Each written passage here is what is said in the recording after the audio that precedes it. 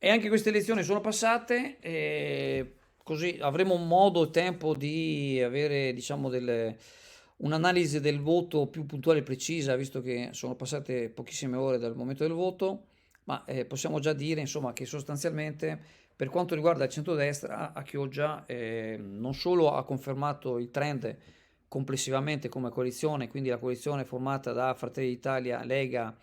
Forza Italia e la lista quella di Brugnaro, e quindi addirittura aumenta di qualcosa rispetto alle comunali ultime, quindi evidentemente diciamo in particolare l'azione del sindaco Armelano in questi ultimi mesi, che è stato sempre molto presente per quanto riguarda diciamo tante attività, evidentemente ha premiato l'amministrazione comunale. Non è andato male neanche, ci sembra,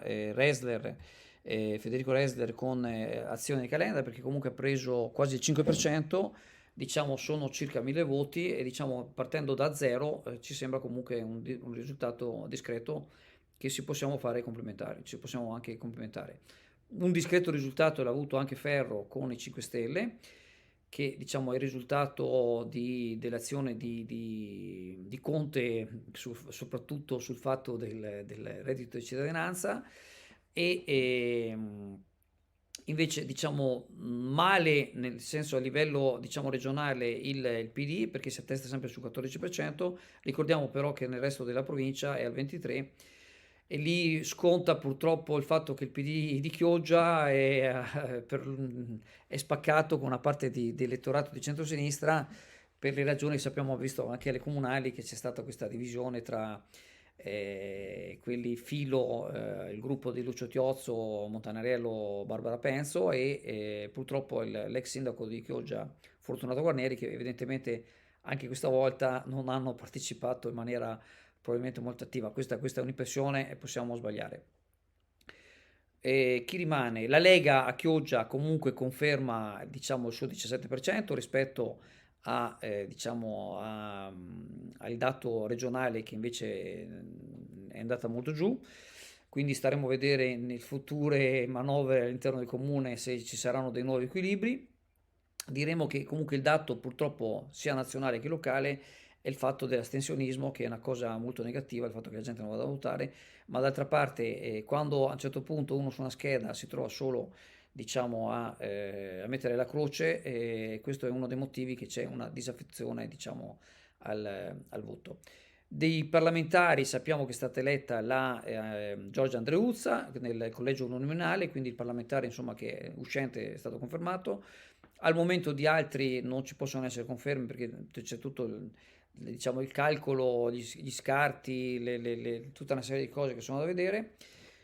Se permettetemi, direi che da un punto di vista delle elezioni, adesso che sono passate le elezioni, sarebbe ora prima di tutto di rispettare il risultato elettorale, sia nei confronti di chi ha il diritto dovere di governare e dovrà affrontare problemi non da poco conto, molto molto importanti, ma anche verso le minoranze che, diciamo, che pur perdendo diciamo, hanno un loro ruolo importante e soprattutto in questa fase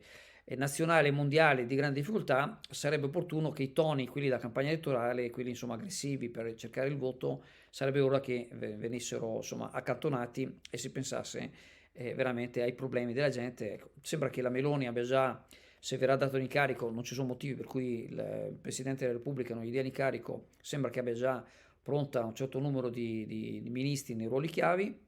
e insomma staremo a vedere, speriamo bene perché la situazione non è assolutamente bella.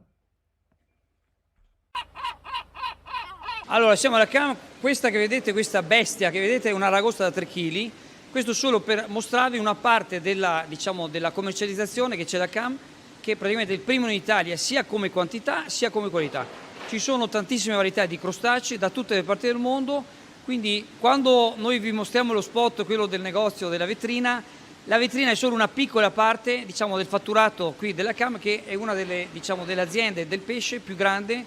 non solo di Chioggia, ma praticamente all'interno del territorio nazionale.